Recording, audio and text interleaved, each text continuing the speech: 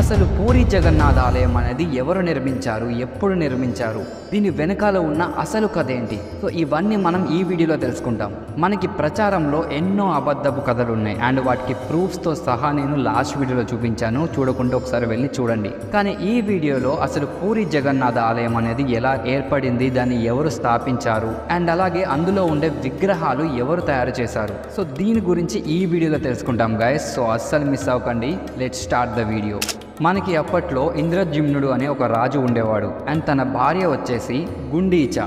So ఈ రాజు ఎంతో పరాక్రమవంతుడు and మొత్తాన్ని జయించాడు, అంటే మనకి భూమండలాన్ని జయించిన ఒక గొప్ప రాజు. సో ఈయనకు ఎంత జయించినా, ఎంత ఆస్తి ఉన్నా, ఎన్ని సుఖాలు ఉన్నా ఈయనకి తృప్తి అనేది లభించట్లేదు. సో దానికోసం ఏం చేయాలా అని చూస్తే గుడిని నిర్మించాలి అనే ఒక కోరిక వచ్చింది.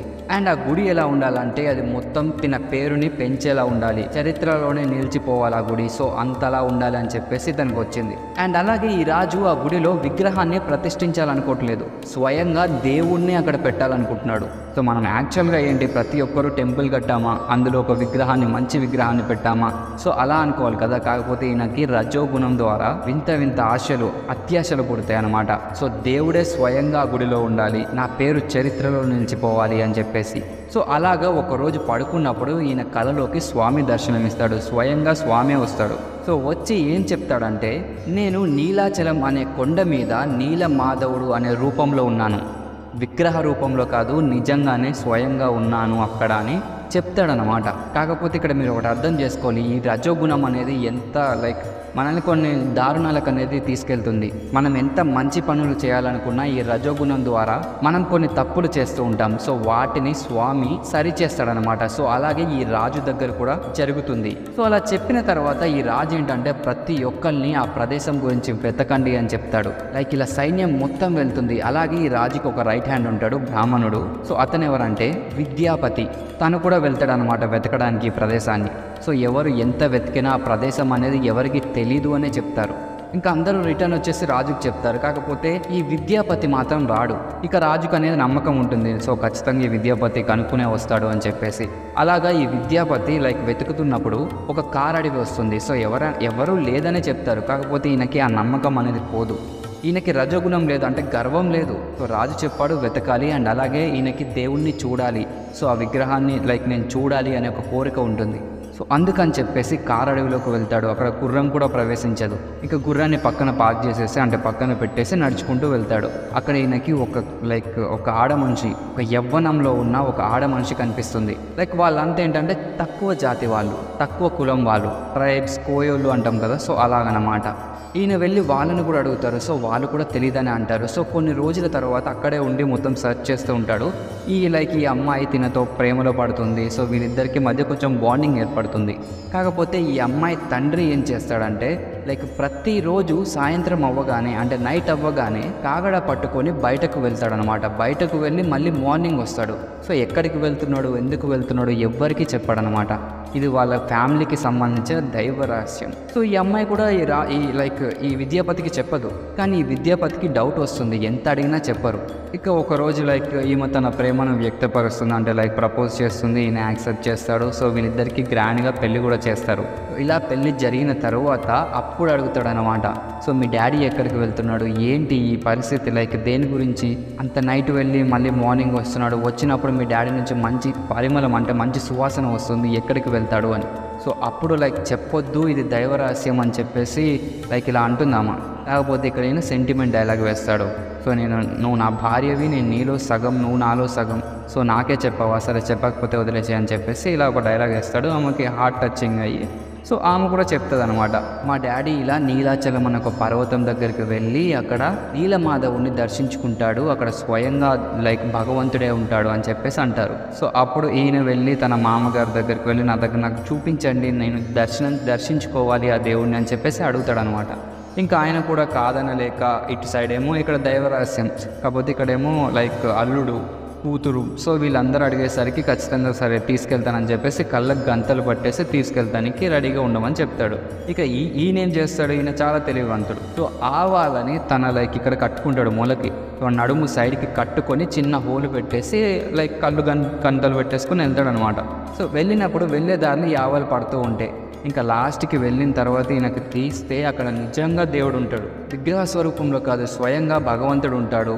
అండ్ అలాగే లక్ష్మీదేవి. సో వీళ్ళంతా ఉంటారు. ఇక్కడ చూసి షాక్ అయిపోతాడు. ఇక వెంటనే అలా చూసిండా లేదో ఒక కొంచెం క్షణంలోనే అతను మళ్ళీ కళ్ళ గంతలు కట్టేసినాడు. ఇంకా పద అని చెప్పేసి తీసుకెళ్ళిపోతాడు.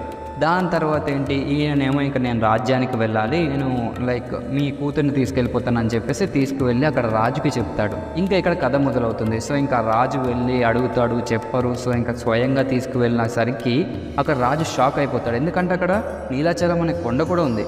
కాకపోతే వెళ్ళిన తర్వాత నీలమాధవుడు ఉండడు, లైక్ అదృశ్యం అయిపోతాడు. కాకపోతే ఈ రాజు ఏమంటాడంటే దీన్ని నువ్వే తీసావని చెప్పేసి ఈ పెళ్లి కూతురుంది కదా, సో వాళ్ళ డాడీని అరెస్ట్ చేస్తాడు, చెప్పమని చెప్తాడు. కానీ చెప్పడు, ఎంతో కొడతాడు కానీ చెప్పడు. సో అప్పుడు ఈయనకి మళ్ళీ ఇంకొకసారి లైక్ మొత్తం ఇంకా దొరకకపోయేసరికి ఈయనకి లైక్ వీక్ అయిపోతాడు అనమాట. వీక్ అయిపోయి నేను ఇంకా వెతకలేను కదా, సో ఇంకా నేనేమి తినను అని చెప్పేసి అలానే ఉంటాడు. ఇంకా అప్పుడు మళ్ళీ దేవుడు కళలోకి వచ్చి చెప్తాడనమాట, సో నీకు ఇలా పొగరు వల్ల నేను ఇక్కడ నీకు కనబడలేదు. సో ఇప్పుడు నేనేం చేస్తానంటే చక్ర తీర్థం దగ్గర నేను ఒక దారువు అంటే ఒక చెక్కతోటి వస్తాను, సో నువ్వు దాన్ని విగ్రహం కింద చేపించు అని చెప్పేసి కళలోకి చెప్పేసి వెళ్ళిపోతాడు. ఇంకా అలానే వెళ్తారు. సో అక్కడ ఒక దారువు అంటే ఒక పెద్ద చెక్క అనేది తేలుకుంటూ వస్తుంది. దాన్ని తీయడానికి ఎంత ట్రై చేసినా రాదు, అంటే లైక్ తేలుతూ ఉంటుంది కానీ బయటకు తీద్దామంటే రాదు. సో ఎందుకు రాదు? సో ఇదంతా చూస్తే అక్కడ స్వామి చెప్తాడనమాట, నువ్వు పాపం చేసావు అంటే లైక్ ఇక్కడ కోయ లైక్ వాళ్ళ ఫాదర్ని శిక్షించాడు కదా, సో వాళ్ళకి క్షమాపణ చెప్పి తీసుకురా, అతను లాగితేనే నేను వస్తాను అని చెప్పేసి చెప్తాడు. సో ఇతనికి ఉన్న రజోగుణం మొత్తం పోయి సత్వగుణంలోకి వచ్చేస్తాడు. అప్పుడు తన కాళ్ళు పట్టుకొని లైక్ తీసుకొచ్చి ఇక్కడ దారువుని అంటే ఈ చెక్క ముక్కని రాజ్యానికి తీసుకువెళ్తాడు. కానీ ఇక్కడ ఇంకొక ట్విస్ట్ ఏమొస్తుందంటే దాన్ని శిల్పి కింద అంటే శిల్పం కింద మార్చడానికి ఏ శిల్పకారుడు ట్రై చేసినా అది అస్సలు అవ్వదన్నమాట. మళ్ళీ ఈ రాజుకి టెన్షన్ పట్టుకుంటుంది. సో ఏంటి ఎంత ట్రై చేసినా అవ్వట్లేదు, ఏం చేయాలి అని చెప్పేసి అప్పుడు ఒక శిల్పి వస్తాడు. ఈ శిల్పి స్వయంగా నారాయణుడే అంటారు కొంతమంది ఏమో విశ్వకర్మ వచ్చాడు, సాక్షాత్తు విశ్వకర్మే వచ్చాడు అనుకుంటారు. సో కాకపోతే ఒక మనిషి రూపంలో అయితే వస్తాడు. వచ్చి నేను చెక్కుతాను, ఇది చాలా దివ్య గుణం కలిగి ఉన్న చెక్క, సో దీన్ని ఎవరు చెక్కలేరు, కానీ నాకు ఒక 21 days ఇవ్వండి, నేను మీకు మంచిగా చెక్కిస్తాను. కాకపోతే ఒక షరత్ ఏంటంటే నేను చెక్కేటప్పుడు ఎవరు డోర్ తీసుకొని రాకండి, 21 days నన్ను దిగ్బంధన చేసేయండి అంటే లాక్ వేసేయండి అని చెప్పేసి వెళ్తాడనమాట. వెళ్ళిన తర్వాత ఇక్కడ ఇంకొకరు ఉంటారు కదంటే రాజు వైఫ్, మహారాజు యొక్క వైఫ్కి ఏంటంటే భయం వేస్తుంది.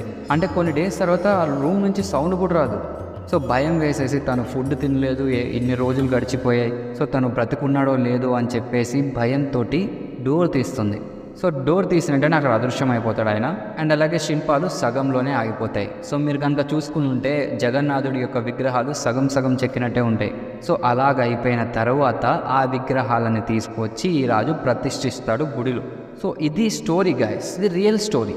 సో మనం చూసాం కదా కొన్ని ఫేక్ స్టోరీస్ సో ఎలాగైతే ప్రచారంలో ఉన్నాయో అని. ఇంకా మనకి పూరి జగన్నాథ్ ఆలయం గురించి ఎన్నో మిస్టరీస్ ఉన్నాయి, ఎన్నో ఫ్యాక్ట్స్ ఉన్నాయి, విత్ ప్రూఫ్స్ తోటి మీకు కావాలనుకుంటే కింద కామెంట్ సెక్షన్లో తెలియచేయండి. ఎందుకంటే ఈ పూరి జగన్నాథ్ ఆలయం అనేది మనకి ఇప్పటి నుంచి కాదు, కృతయుగం నాటి నుండి ఉంది. సో దీని వెనకాల ఎన్నో రహస్యాలు దాగి ఉన్నాయి. సో అవన్నీ మీకు కావాలంటే కనుక మన ఛానల్ని సబ్స్క్రైబ్ చేసుకోండి. అండ్ అలాగే ఈ వీడియో కనుక మీకు నచ్చితే ఖచ్చితంగా లైక్ చేయండి గైస్. అండ్ మీరు ఎప్పుడన్నా రథయాత్ర చూసారా అనేది కూడా కింద కామెంట్ సెక్షన్లో తెలియచేయండి. అండ్ అలాగే నెక్స్ట్ ఇంకొక ఇంట్రెస్టింగ్ వీడియోతో కలుద్దాం గైస్. సో అస్సలు మిస్ అవ్వకండి. Stay tune to our channel and I will catch you in the next video.